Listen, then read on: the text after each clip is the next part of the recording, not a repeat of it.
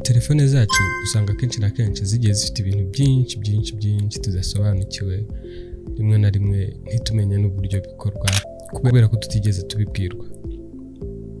Uyu munsi rero ngiye kukubwira application 3 nziza ugomba gusimbuza wari usanzwe ufite muri telefone yawe. Aha ndikubwira cyane abantu ba Android nubwo aba iPhone nabo bashobora kubyifashisha. Application ngiye guheraho ni yitwa Google Contact. Iyi Google Contact igufasha kubika amakontakte yawe kuri email neza nta kibazo. Ku bantu bafite izindi application rimwe na rimwe hari igihe ujya gushaka kontakte runaka ugasanga uyu munsi zabuze, ejo zagarutse, ejo zagiye, uyu munsi zabuze, ejo zagarutse, cyangwa se wahindura telefone washyiramo email yawe, kontakte zawe ntizigaruke nkuko wari ubyiteze, akagiye ziburamo cyangwa se rimwe na rimwe zose ukazibura burundu kubera yuko utaza uploadinze. Ifashishe Google Contact. Iya kabiri ni application yitwa Phone by Google. Iyi Phone by Google ni yindi twifashisha turi guhamagara. Iyi app ifite uburyo bwa spam protection, no kuvuga ngo za nimero ziguhamagara zikubwira ngo aha ni kuri MTN watsindiye ibi nibi.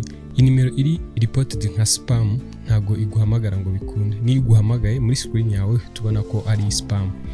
Ikindi ifite uburyo bwa dark mode. Murabizi ko uburyo bwa dark mode ari bwiza kubijyanye n'amaso yacu. Ikindi kandi ifite uburyo bwo kumenya umuntu uguhamagaye ku buryo ishobora kukubwira ngo kanaka araguhamagaye nkuko bigenda ku zindi telefone. App ya gatatu ngiye kukubwira ni app yitwa Google Message. Iyi Google Message ifite uburyo bwa Rich Communication Service bwa bundi bita RCS. Uburyo bwa Google Message bukaba buri advanced bitewe nuko ushobora kohereza amavideo, amafoto cyangwa se umuziki mu buryo buri high definition, zikagera ku uzoherereje.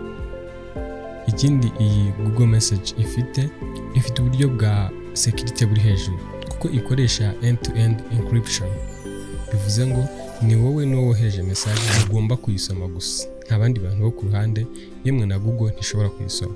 Iyi Google Message iyo uri gukoresha RCS ushobora kumenya niba umuntu ari kwandika, ushobora kumenya niba umuntu yasomye message yawe, ndetse ushobora kohereza ama emoji n'utundi tuntu runaka. Iyindi app wamenya ni Gboard. Keyboard. Iyi Gboard ni keyboard wifashisha iyo wandika message cyangwa se ibindi bintu byari byo byose muri telefone igiye kwandika. Iyi Gboard ikaba igira indimi nyinshi ugereranyije n'andi ma keyboard, ndetse ikajya n'uburyo bwa AI buri advanced. Rero uyu munsi tekereza kuba wahindura application ufite zitagukorera neza, wimukire kuri izi application nkubwiye. Wibuke gukora subscribe. Wakoze kubana natwe.